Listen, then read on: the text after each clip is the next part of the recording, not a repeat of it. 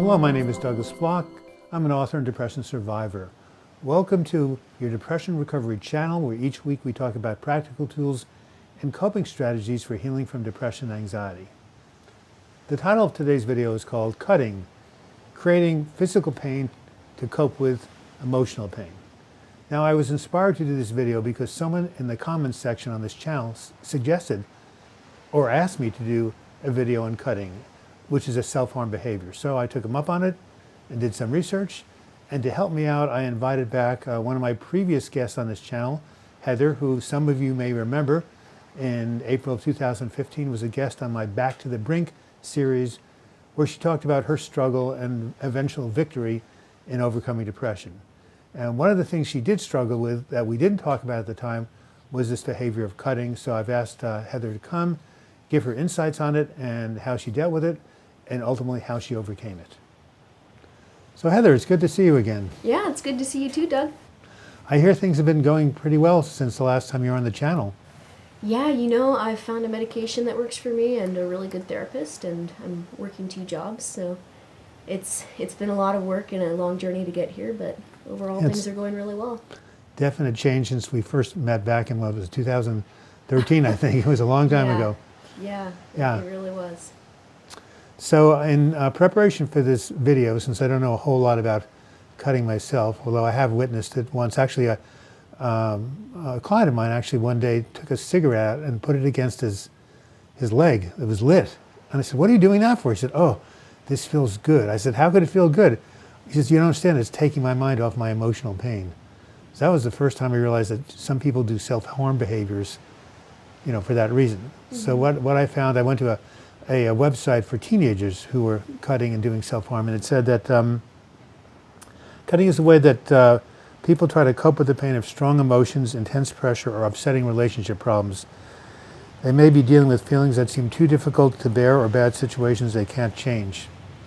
The urge to cut might be triggered by strong feelings the person can't express, such as anger, hurt, shame, frustration, or alienation. People who cut sometimes say they don't fit in or no one understands them. A person might cut because of losing someone close or a sense of emptiness. Cutting might seem like the only way to find relief or express personal pain over relationships or rejection.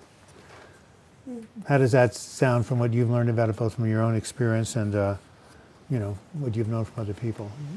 Those seem to be appropriate motivations, or? Yeah, I'd say that's pretty accurate. I think we have this stigma in our culture where we associate cutting with emo teenagers. And the truth is that anyone can be a cutter. It's a symptom of inner pain. Some people, when they have inner pain, they drink. Some people overeat. And some people cut. Do you think it's across all ages, or it seems to me that when I've been hearing about it, it's been mostly young people? I think it's more common with young people, right. But it can happen at any age. Right. So, when was the first time you remember using cutting as a coping device? Were there any specific circumstances that triggered it or brought it out? Yeah, I was 15. There had been a how many years ago was that? Oh my gosh, that would be 8.5 years ago. Wow. Yeah, I know, time flies. But I was 15, and there had been a tragedy in the family. Things were really unstable at home, and I was severely depressed. And it was the first time in my life I dealt with depression, so I had no coping skills. I didn't even know what it was. And I started cutting, and for me back then it was to punish myself, because I felt like I was a really worthless person, and I felt like everything that was happening was in some way my fault. So it wasn't to escape pain, it was to inflict pain, it sounds like. In this case, yeah. Later on I did it to escape pain, but and that only went on for a few months before my parents found out and made me promise to stop doing it, which worked for a few years. And then, yeah. So when you say cutting, I don't want to get too gory here, but I mean, did I mean taking like a razor blade and making little incisions on your leg or something, or? It was on my arm, but yeah. And then later on, in later years, it was stomach, legs, a lot on the arms. Yeah. So how did it feel? I mean, sometimes it felt really good. There's definitely an aspect to cutting where it can be really addictive. And for a while that was something I struggled with. It's not as much of a problem now, but that's because other areas of my life have improved. When I get depressed, I still have the urge to sometimes. I know when you were I know when you were in group, didn't mean to interrupt you. No, it's You would okay. share that when you had a bad week, sometimes you would resort to that. Yeah. That was 3 years ago. Yeah, and what I noticed for me personally is the first time I cut as a teenager, it was fairly like, it didn't physically do that much damage. It wasn't like a super sharp razor blade. I think it was like a really dull knife blade or something like that. But later on, it escalated as I did it more and more. So, it went to razor blades and knives and more like deeper cutting, and it became more destructive. So it seems like, from what you were just saying, that cutting can be dangerous at times if people go too far with it. Has that been your experience personally, or have you heard about that? Yeah, absolutely. I think it's really sad that in our culture we tend to just think of cutting as something frivolous that, emotional teenagers do. Because, it's, even if it is just a cry for attention, which is what a lot of people say it is, you have to consider that someone is, physically harming themselves to get attention. That's pretty serious, and it can be addictive. It is for a lot of people. It's a symptom of pain, so it can escalate if you don't Right. find a way to deal with that pain. But I think you said earlier before the shoot that if the cutting gets too serious, that people can have scars on their arms or their legs yeah. that can follow Yeah. them the rest of their life. I remember you telling me that. Yeah, absolutely. I mean, when I was cutting myself pretty severely, I had to wear long sleeves for a long time. And it's very awkward to explain to people why you're wearing Right. long sleeves. Well, that's in what the I middle also of summer. that's what I also read in my research, that some people will have to wear special clothing to cover up the scars or the marks because they're so embarrassed and they don't want people to see it. Yeah, you special clothing. You get creative with coming up with explanations for why you have scars Yes. all over. It's yourself. 85 degrees while you're wearing a long sleeve Yeah. shirt. Yeah, Sorry. my cat did it to me. Right. It really is. It's not just that it can escalate and hurt you more and more, because there is always the risk that you're going to cut an artery. Or Right, cut too exactly, deep. exactly. There's that aspect, but there's also just the social consequences. A lot of people won't understand why you would do that Right. to yourself, and it can be difficult when you're going to find a job, when you're, in anything really. You Definitely a can imagine job. the consequences. Yeah. Well, again, we have the stigma about mental illness. If people realize it was just a coping strategy to deal with pain, they'd be more sympathetic, I suppose, or at least more understanding. But I would hope so. again, it's this whole thing about silence and not talking about, stuff where pain is involved. So speaking of pain is involved, you obviously have found some strategies or techniques or tools or, to decrease your cutting over time, right? What did you find that was helpful? Was it a good therapist, or did you, how did you locate things that were helpful? One step at a time. The biggest thing, the first step I did was to just find people to talk to about it. Whether it was after I cut and, wanted to tell someone about it, or whether I was feeling like I wanted to cut and wanted to talk to someone and maybe get with another person to help prevent that. For instance, going to your support group, that was Right. really helpful, finding a good counselor. And then beyond that, treating the pain and the mental health problems that were causing Right, that's cutting. what I Yeah, think. that's- Getting rid of the that's- symptoms that Yeah, led I to the mean, cutting. Yeah, right. you want to get to the point where you can do that. And, and now I have the urge to cut much less frequently, and it's not as strong, and I'm much better at coping with it. And I have some tricks I use. I really like to go and get, cardiovascular exercise. So that Like, helps for go all sorts of pain. yeah, and go for a bike ride or go to the gym, or I'll call up a friend and talk to them, and I'm lucky to have some really good friends who will be there for me. There's a lot of different things you can do when you want to hurt yourself in any way, not just cutting, that will help take that urge away. Sounds like the things we talked about in group. Anytime you're going into a deep depression or anxiety, pull out the toolbox, right?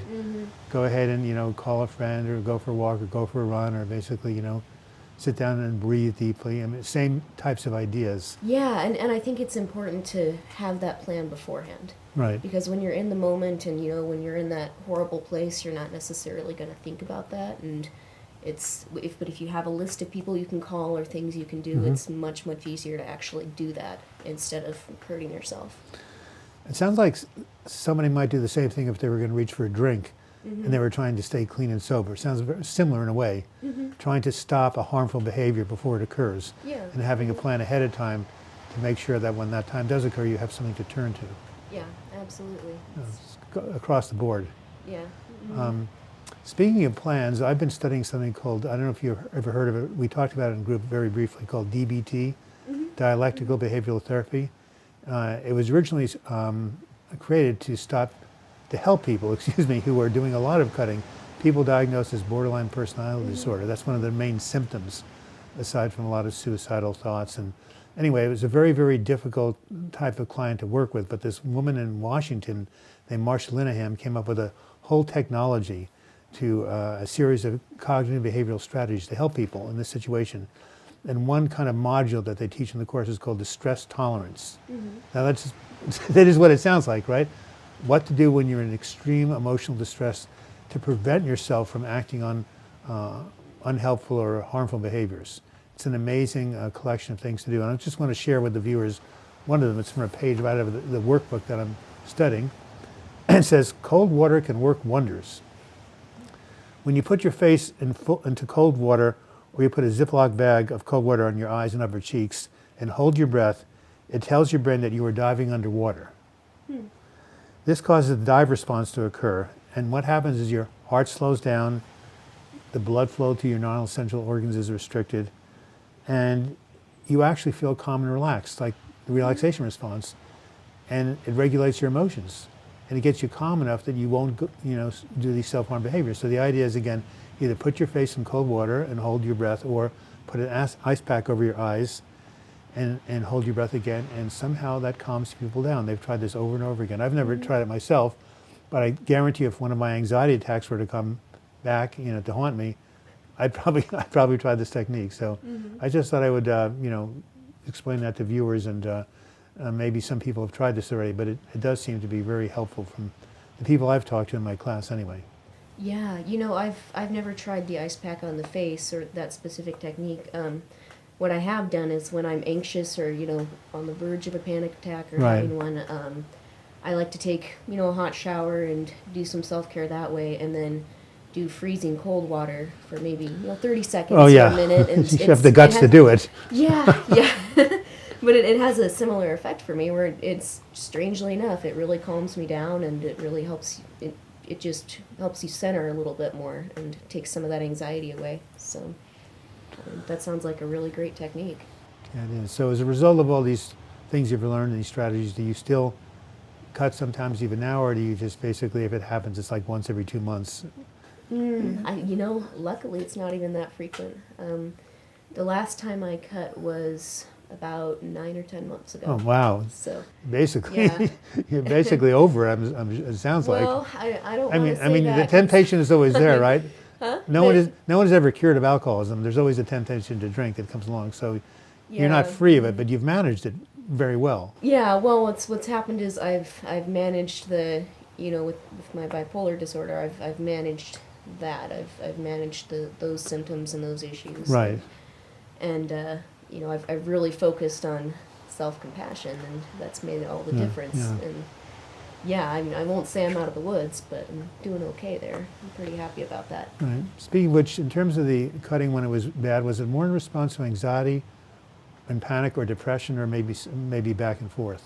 Yeah, all of the above. All of the above. Sometimes it was, sometimes it was a form of self-punishment. Like, I remember there was one day where I was severely depressed. I was actually in what's called a mixed mood, where you're a little bit hypomanic and depressed at the same time. Right. Yeah, and which is not fun.